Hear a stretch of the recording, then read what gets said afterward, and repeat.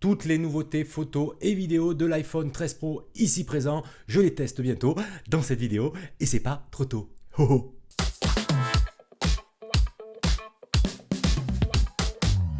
Salut à tous, c'est Giga Content, j'espère que vous allez bien, j'espère que tu vas bien. Si tu es nouveau sur ma chaîne, eh bien bienvenue à toi. Cela fait plus de 3 semaines aujourd'hui que j'utilise mon nouvel iPhone 13 Pro. Le voici en bleu alpin avec 512 Go de stockage. Si vous suivez la chaîne, vous avez sûrement vu la vidéo de mon premier test de l'iPhone 13 Pro. Il était question de déballage, de prise en main, de test écran, bref, une prise de contact avec le joujou. La vidéo apparaît juste au-dessus dans les notes, mais vous la verrez plus tard. Donc aujourd'hui, après presque un mois d'utilisation, j'avais envie de faire un point avec vous sur les nouveautés de l'iPhone 13 Pro en photo et aussi en vidéo. Je vous rappelle que l'iPhone 13 Pro Max a exactement le même bloc photo, la différence se fait sur la taille de l'écran et la taille de la batterie, donc c'est dit. Donc ce test est aussi valable pour l'iPhone 13 Pro Max. Je vais donc vous causer du mode macro, du troisième capteur optique x3, du mode nu sur les 3 capteurs, du fameux mode cinématique en vidéo, et je terminerai cette vidéo justement par vous donner mon avis, histoire de partager avec vous mon expérience utilisateur, car c'est mon premier iPhone Pro, et oui.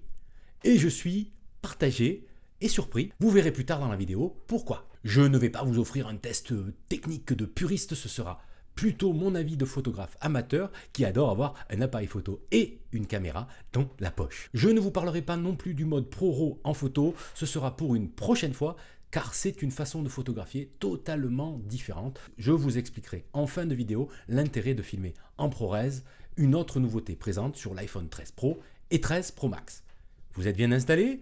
Je suis bien installé, alors on y va. Allez, on commence par un comparatif photo entre l'iPhone 12 et l'iPhone 13 Pro, histoire de se mettre en jambe. Une petite battle, iPhone 12 vis iPhone 13 Pro. Les photos sont prises avec le grand angle, c'est-à-dire l'objectif principal, pour comparer ce qui est comparable. Je vous présente un petit balcon parisien, pris en photo à contre-jour pour l'occasion. Sur ces clichés, on remarque bien sûr le super boulot d'Apple qui, malgré la grosse différence d'exposition entre l'intérieur, peu de lumière, et l'extérieur très lumineux, la photo reste quand même équilibrée. On retrouve suffisamment de détails dans les couleurs et dans les hautes lumières. Regardez l'arrosoir vert et la jardinière violette. Quand on compare la photo du 12 par rapport au 13 Pro, eh bien, il est bien difficile de faire la différence. Je suis assez étonné. Même si on zoome à 200 voire 300%, ce n'est pas flagrant. Je dirais même que c'est les mêmes clichés. Bon, continuons ce test. Second cliché que nous allons comparer, les toits de Paris à la tombée de la nuit. Et là, eh bien, je suis encore plus étonné de voir que c'est assez léger, mais la photo faite avec l'iPhone 12 me semble légèrement meilleure. Si vous regardez de plus près sur le bâtiment blanc, l'Opéra Bastille, il est plus clair, mieux exposé que sur le cliché de l'iPhone 13 Pro. J'en conviens, c'est très léger, hein, mais tout de même, c'est à noter.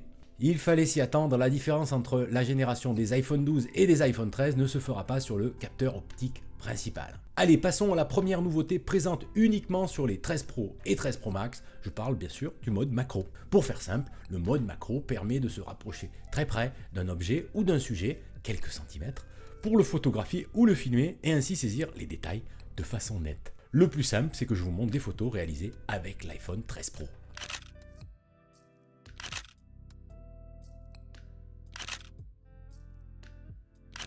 Voilà, les clichés sont clairs, assez propres je trouve. Le mode macro ne va pas changer votre vie, attention, hein, c'est évident. Vous ne l'utiliserez que rarement pour certains d'entre vous. Mais c'est aussi un moyen de développer sa créativité, je pense, de trouver de nouveaux angles de prise de vue. C'est sympa qu'Apple nous propose cette nouveauté déjà présente chez la concurrence. Et autre info intéressante, vous, juste derrière, je suis sûr que vous n'êtes pas abonné. C'est gratuit et sans douleur. Le bouton rouge, la cloche, puis les notifications et hop, c'est fait. On continue. Mais la nouveauté que j'attendais le plus de tester sur l'iPhone 13 Pro, c'est le fameux capteur / optique x3, soit un équivalent full frame à une focale de 77 mm. Je vous rappelle que l'iPhone 12 Pro ou Pro Max proposait simplement un x2. Hop, giga, ça veut dire quoi tout ça? Commençons par le début. Le bloc photo de l'iPhone 13 Pro propose 3 capteurs optiques photo, alors que les iPhone 13 et 13 mini en ont seulement 2. Quoi de neuf sans entrer dans le détail technique, eh bien les 3 capteurs ont été améliorés avec une meilleure ouverture. En gros, ça permet au capteur de recevoir plus de lumière, donc d'être plus sensible et de délivrer des prises de vue plus détaillées. Et aussi, pour la première fois sur un iPhone, le Night Mode est présent sur les 3 capteurs. On peut donc améliorer ses photos en basse lumière sans se préoccuper de l'échelle de prise de vue. Mais on en parlera plus tard dans cette vidéo. Les 3 capteurs slash optiques sont donc le grand angle, équivalent 26 mm, le super grand angle et le nouveau téléphoto x3, équivalent 77 mm. Le téléphoto permet vraiment de se rapprocher de son sujet tout en restant à une certaine distance. Pour moi, cette focale, autour du 80 mm pour les pros, est tout simplement ma préférée en photo et en vidéo. C'est une question de goût, mais je voulais vous le préciser. Voici quelques exemples de photos prises avec l'iPhone 13 Pro. Vous constatez donc la différence de prise de vue avec le grand angle classique. Cela donne un autre point de vue, je trouve. Alors, y a-t-il une différence de qualité entre le téléphoto, le grand angle et le super grand angle? Le grand angle reste légèrement meilleur que le téléphoto, notamment au niveau du piqué. Mais le rendu est bien mieux équilibré que la génération précédente, comme vous pouvez le constater sur ces clichés. La restitution des couleurs est homogène, on peut vraiment passer de l'un à l'autre sans se soucier du résultat. C'est vrai que la génération précédente d'iPhone n'avait pas le même rendu selon les capteurs optiques utilisés. Sur l'iPhone 13 Pro, les deux sont vraiment équivalents. Quant au grand angle, il reste toujours légèrement en dessous au niveau du piqué, mais c'est vraiment pour chipoter. Un bon photophone, c'est sa capacité à prendre de belles photos dans des conditions de basse lumière. Chez Apple, on appelle ça le Night Mode ou mode nuit en français. Il est activé automatiquement lorsque l'environnement est disons sombre ou peu éclairé. Suivant l'obscurité de la scène, votre iPhone peut prendre une photo rapide ou utiliser une durée d'exposition de plusieurs secondes en mode nuit pour récupérer un maximum de lumière et donc réaliser un cliché plus réussi. Attention tout de même à stabiliser votre prise de vue. Un petit mouvement ou un léger tremblement mettra en échec votre prise de vue en longue exposition. Pour stabiliser votre shoot, utilisez idéalement un trépied. Ok, vous n'avez pas de trépied dans la poche, alors utilisez votre corps et appuyez vos coudes sur votre torse. Par exemple, petite astuce. Le mode nuit est donc désormais présent sur les 3 capteurs slash optiques de l'iPhone 13 Pro et 13 Pro Max. Avant, il n'était possible de l'utiliser uniquement sur le capteur principal, soit le grand angle. C'est donc plus de liberté pour ces prises de vue nocturnes. Bravo et merci Apple, je mets le pouce bleu et toi aussi tu peux mettre le pouce bleu si tu aimes un peu cette vidéo, tu peux le faire. Le résultat est-il réussi et surtout les 3 capteurs sont-ils logés à la même enseigne? Oui et non. Mais dans des conditions extrêmes de basse lumière, il n'y a pas de miracle. Des clichés réalisés volontairement à main levée sont peu détaillés, voire même ratés. Un flou de bouger est certainement à l'origine du résultat que vous découvrez en image. Encore une fois, les conditions d'éclairage des toits de Paris, la nuit, c'est clairement pas facile pour n'importe quel appareil photo de toute façon. Je voulais surtout vous indiquer que pour faire vraiment des photos de nuit avec un iPhone 13 Pro, sortez le trépied, même si ça vous casse les pieds. Avant de vous donner mon avis sur la partie photo de l'iPhone 13 Pro, parlons maintenant de la nouveauté vidéo présente sur la gamme des iPhone 13 Pro, à savoir le mode cinématique. On peut l'utiliser sur le grand angle et sur le téléphoto pour les iPhone 13 Pro et 13 Pro Max. Vous pouvez l'activer comme cela sur l'application photo, c'est très simple. À quoi ça sert et comment ça marche? Cette option permet de créer artificiellement une mise au point, disons dynamique, donc de mettre en avant le sujet de votre composition par rapport au reste. Par la création d'une faiblesse de profondeur de champ, le sujet restera net, le reste de la composition sera plus flou. C'est un effet très utilisé au cinéma, un effet que je qualifierais d'organique. Vous pouvez l'utiliser en mode automatique, mais aussi manuellement pour réduire ou augmenter le flou d'arrière-plan, par exemple. Et vous pouvez même le faire après la prise de vue avec la fonction modifier dans la pellicule. C'est assez sympa au premier abord. C'est aussi limité et pas toujours très gracieux. C'est pas vraiment pour faire du cinéma, on le sait bien. Dans le cas où l'arrière-plan est complexe, par exemple, ou pour le rendu des contours du sujet mis en valeur, les cheveux par exemple, et surtout en basse lumière, le rendu sera là aussi moins réussi.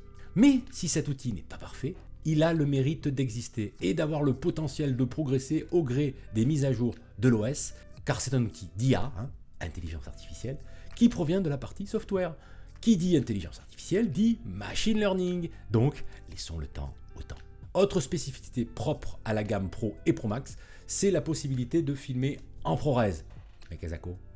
Eh bien, le ProRes est un codec, un format d'enregistrement, pour faire simple, utilisé par les professionnels.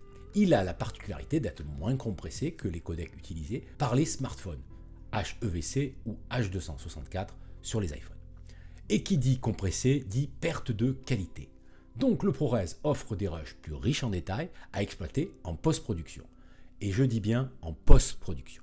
Donc si vous n'êtes pas un fan d'étalonnage en post-production, que vous n'êtes pas familier avec la gestion des hautes lumières ou des basses lumières, alors laissez tomber le ProRes. N'oubliez pas de le désactiver dans l'application. En principe, il est désactivé automatiquement, mais vérifiez quand même. Surtout que le poids des fichiers vidéo est très lourd et il prendra beaucoup d'espace de stockage, à peu près 30 fois plus que le format classique HEVC. Oui, le ProRes c'est bien, mais pour les amateurs d'étalonnage, l'étape de correction d'exposition et de couleur en post-production. Donc, si ce n'est pas votre cas, passez. Si vous avez envie d'en savoir plus sur le ProRes, la fonction Pro, dites-le dans les commentaires, je ferai une vidéo dédiée à ce sujet. Quant à la fonction HDR, comprenez High Dynamic Range ou plage dynamique en français, qui n'est pas nouvelle, certes. Là par contre, elle est utile surtout quand on regarde ses vidéos sur son smartphone ou sa TV compatible avec la HDR. C'est le cas de l'iPhone 13 et de la plupart des TV récentes. Les images tournées auront un meilleur rendu dans les hautes et basses lumières, par exemple. C'est assez frappant pour les prises de vue en extérieur notamment. Là aussi, cette fonction-là doit être activée dans le menu de l'application. Voilà ce que je pouvais vous dire à propos de la partie photo et vidéo du nouvel iPhone 13 Pro. En guise de conclusion et d'avis, je dirais que le nouvel iPhone 13 Pro n'est pas une révolution si on le compare à l'iPhone 12 Pro, sauf bien sûr son écran ProMotion capable de passer de 10 à 120 Hz selon votre utilisation. C'est vraiment la fonction qui fait la différence. Mais chez Apple, le diable, en l'occurrence la nouveauté, se cache très souvent dans les détails. Capteur optique légèrement meilleur, l'arrivée du mode macro créatif, le ProRes pour les pros et surtout le nouveau téléphoto x3, c'est la fonction qui fait la différence avec le nouvel écran bien sûr. Rien que pour ça, je suis vraiment satisfait de mon iPhone 13 Pro. Je ne m'avancerai pas à vous le conseiller car vous savez combien je suis attaché à l'importance de l'utilité d'un objet comparé à sa nouveauté. C'est bien d'avoir le dernier iPhone, mais il faut toujours savoir pourquoi on l'achète. Voilà, j'espère que cette vidéo vous a plu. N'oubliez pas de vous abonner si ce n'est pas déjà fait. Si vous êtes bien installé, regardez la vidéo de la prochaine playlist. Elle va sûrement vous intéresser. Il me reste à vous dire à demain ou à très vite. Salut!